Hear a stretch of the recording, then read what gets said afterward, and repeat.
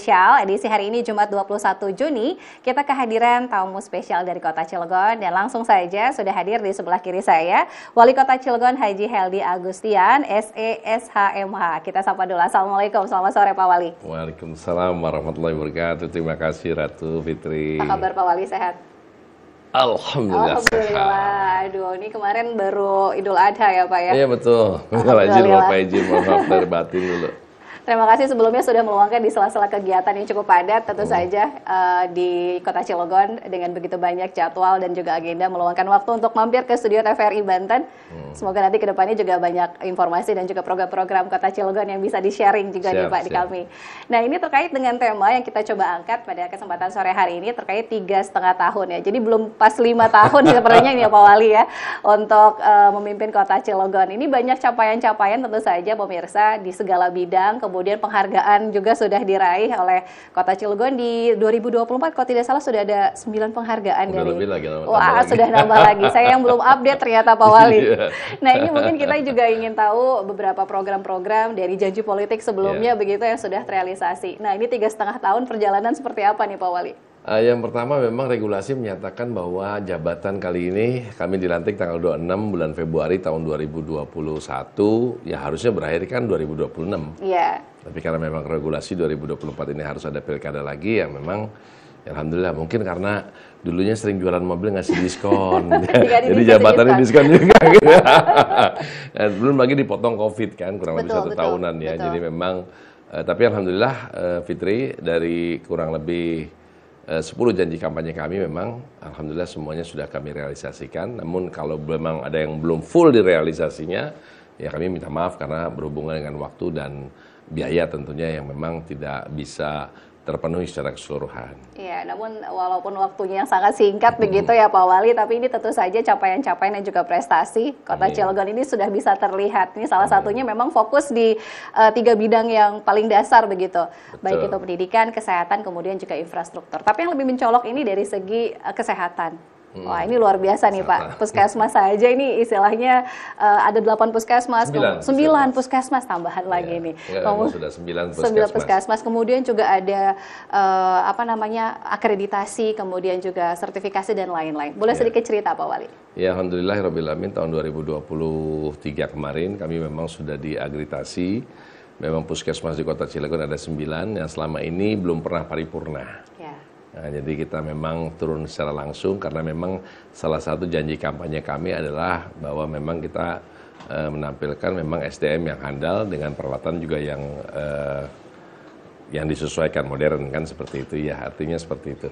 Jadi standarisasi secara nasional sudah masuk di 9 puskesmas secara keseluruhan paripurna semuanya, jadi udah memenuhi standar nasionalnya seperti itu. Wah ini sudah paripurna ya.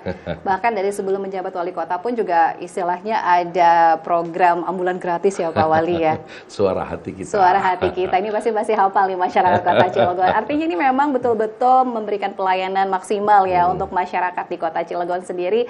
Salah satunya concern. Apakah ini menjadi skala prioritas juga di Kota Cilegon terkait pemindahan di bidang kesehatan Pak Wali? Ya, yang pertama memang kita harus tahu bahwa kebutuhan dasar itu salah satunya adalah di pendidikan dan di kesehatan. Karena ini juga menyangkut secara KPI menjadi seorang pemimpin di sebuah daerah itu ada yang disebut dengan indeks pembangunan manusia. Termasuk 2 unsur ini. Nah, jadi oleh karena itu memang kebutuhan dasar wabil khusus di kesehatan ini menjadi penting bagi kami ya. Alhamdulillahirrabbilalamin fasilitas kesehatan sudah kita rubah, bahkan kami sekarang sudah launching kemarin rumah sakit dengan 5 lantai, ya mudah-mudahan segera mungkin bisa terwujud. Terus kemudian yang kedua dari sisi pelayanan di rumah sakit juga memang sekarang dulu katanya banyak yang judes-judes gitu, sekarang alhamdulillah sudah berubah gitu. Terus kemudian yang paling terpenting lagi sekarang mungkin ada istilah kita adalah UHC, ya. Universal Health Coverage. Pada saat kami menjabat menjadi wali kota itu baru di angka kurang lebih 82 sampai dengan 83% ya, sehingga kami harus belajar ke Bantaeng terlebih dahulu. Kami berangkat, kami lihat rumah sakitnya 8 lantai, UHC-nya sudah mencapai di atas 98%. Kemudian kami tiru selama 1,5 tahun kami berjuang. Di bulan Oktober tahun 2022 alhamdulillah UHC Kota Cilegon naik dari 82,83 itu menjadi 96,81%. Di Januari kami naik lagi menjadi 97,71%, dan di bulan Maret tahun 2023 barulah kita mencapai angka 98,09%. Jadi kami mendapatkan penghargaan secara nasional pada saat itu, dan alhamdulillah saat ini sudah mencapai di angka 100%. Wah, luar biasa, ini prestasi yang cukup membanggakan. Apalagi tadi ya, Pak Wali ini juga tidak sendiri, tapi menggandeng pihak swasta juga begitu ya Pak Wali? Iya betul, di awal-awal memang harus pakai pihak swasta untuk mencapai UHC menjadi 98,09% itu. Alhamdulillah sekarang masyarakat Kota Cilegon bagi yang tidak memiliki BPJS bisa masuk ke rumah sakit hanya menggunakan KTP saja. Hanya dengan KTP saja. Mau operasi sesar, mau operasi yang lain, monggo silakan. Karena target kami sudah mencapai ya, dan ada 4 rumah sakit yaitu RSUD, RSKM, Hermina, dan Kurnia. Dan bagi masyarakat Kota Cilegon yang sudah memiliki BPJS, apabila berpergian keluar kota, BPJS-nya hilang atau terselip, cukup pakai KTP. Juga di seluruh Indonesia. Jadi NIK kita itu langsung nge-link ke BPJS.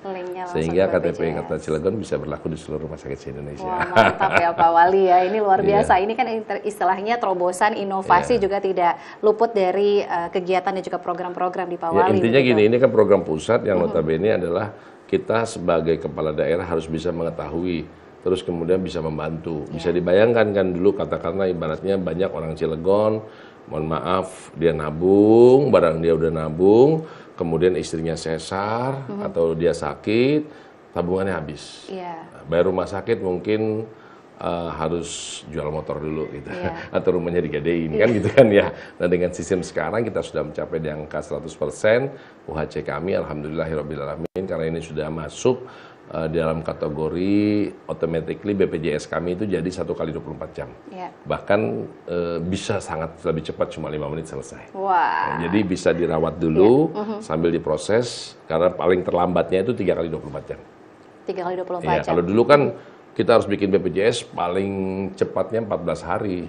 Jadi harus nunggu dulu 14 hari baru bisa masuk rumah sakit. Mungkin seperti itu ya. Tapi kalau sekarang bisa masuk dulu sambil berproses BPJS UHC-nya. Jadi ini langsung ditindak begitu ya, apa yang menjadi kebutuhan dari masyarakat Kota Cilegon, terutama di bidang kesehatan, yang ini tentu saja menjadi salah satu program unggulan dari Pak Wali Kota. Ya, alhamdulillah. Nah, tentu saja selain tadi peningkatan pelayanan ya di bidang kesehatan, tentu saja juga ada peningkatan kesejahteraan nih bagi para tenaga kesehatan ya. Kemudian juga tadi ya pelayanan yang tadi disebutkan Pak Wali di awal. Nah, ini bagaimana juga mungkin mendongkrak peningkatan kesejahteraan juga dari tenaga kesehatan, terutama nih Pak Wali di Cilegon. Ya, secara keseluruhan tidak hanya kesehatan saja, memang janji kampanye kami menaikkan 25% untuk ASN ya. Jadi alhamdulillah seluruh ASN baik di tenaga kesehatan maupun di pendidikan ya. Kemudian di yang lainnya kita naikkan 5% per tahun. Itu salah satunya. Terus kemudian yang kedua adalah tentunya kita kan banyak mengangkat sekarang yang dari THL menjadi P3K. Dari bidang kesehatan cukup banyak sekali kan gitu, dengan guru kan 2. Karena memang ini kami konsen di 2 bidang ini. Artinya karena ini merupakan adalah kebutuhan dasar masyarakat ya, yang memang sudah diatur oleh undang-undang.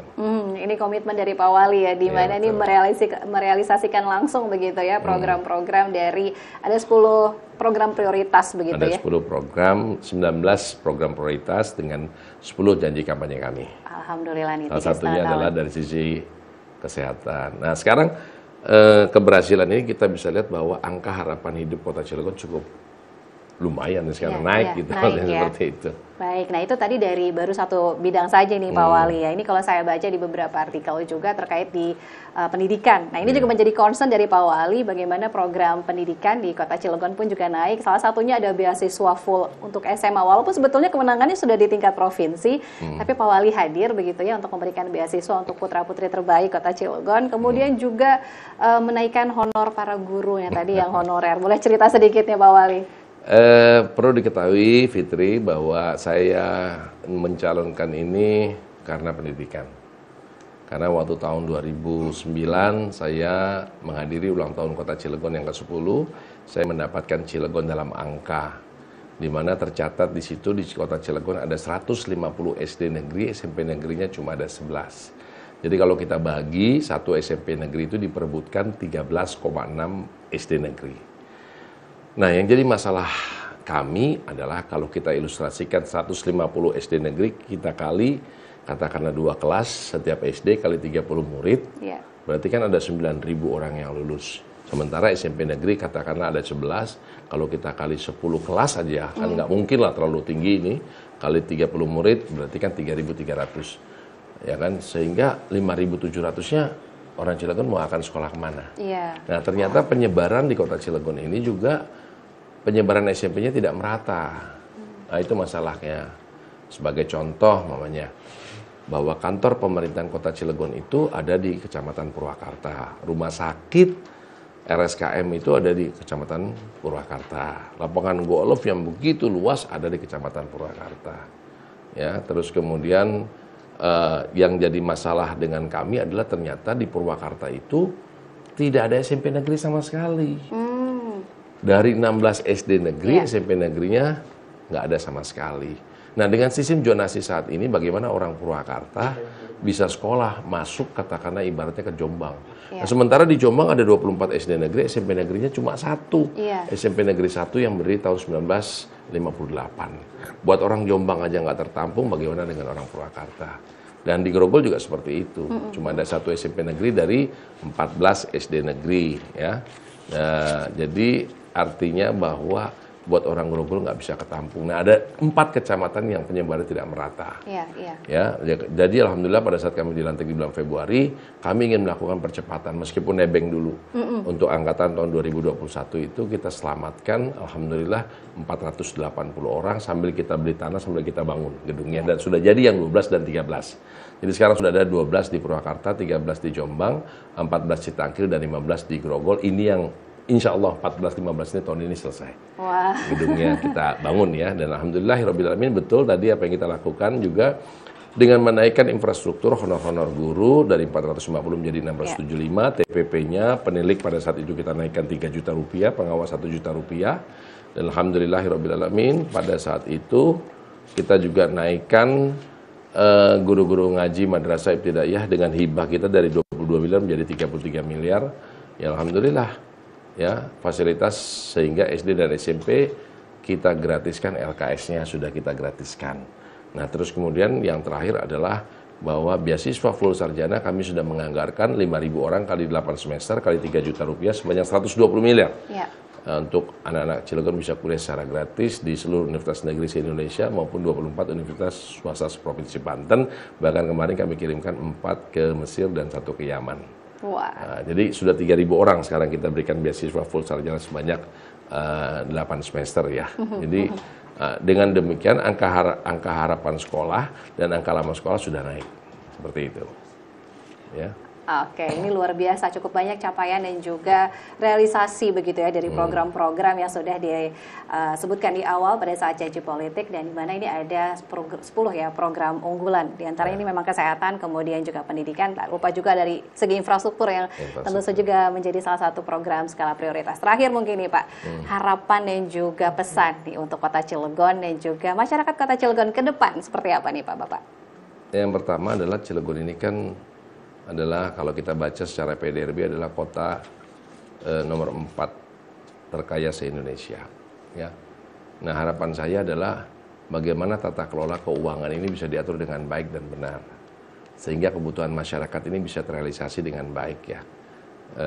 Dan inovasi-inovasi yang kita lakukan adalah tidak harus menggunakan katakanlah ibaratnya dana dari APBD. Nah, kita bisa menggunakan inovasi-inovasi menggunakan dana-dana dari pusat juga bisa kita lakukan. Tapi yang paling terpenting harapan kami adalah bahwa yang pertama di ASN harus ada yang disebut dengan kerja super team, bukan Superman yang sendiri-sendiri. Kemudian yang kedua adalah untuk masyarakat, saya merasa saya bukan siapa-siapa dan saya bukan apa-apa tanpa doa dukungan dari seluruh masyarakat untuk bisa berkolaborasi bersama-sama. Dan sudah kita buktikan buat masyarakat sebagai bentuk kecintaan kami seperti palang pintu kereta api saja yang selama ini, mohon maaf, tidak pernah terpasang. Kami sudah pasang 12 palang pintu kereta api. Kemudian juga dari berbagai faktor pendidikan, kesehatan, yang alhamdulillahirrahmanirrahim sudah kita tingkatkan. Dan yang paling terpenting lagi adalah bagaimana berkolaborasi antara industri, pemerintah dan masyarakat bisa bersama-sama membangun kota Cilegon yang kita cintai, karena tidak bisa sendirian membangun kota Cilegon. Betul. Terima kasih sekali lagi Wali Kota Cilegon Bapak Heldy Agustian sudah mampir ke studio TVRI Banten. Mudah-mudahan diberikan kesehatan di sisa masa jabatan. Kemudian juga nanti kita ketemu lagi di tema-tema yang berikutnya. Ya, siap. Siap. Salam juga untuk keluarga besar di Kota Cilegon Pak Heldy. Terima kasih, sama-sama. Baik pemirsa, kita lanjut.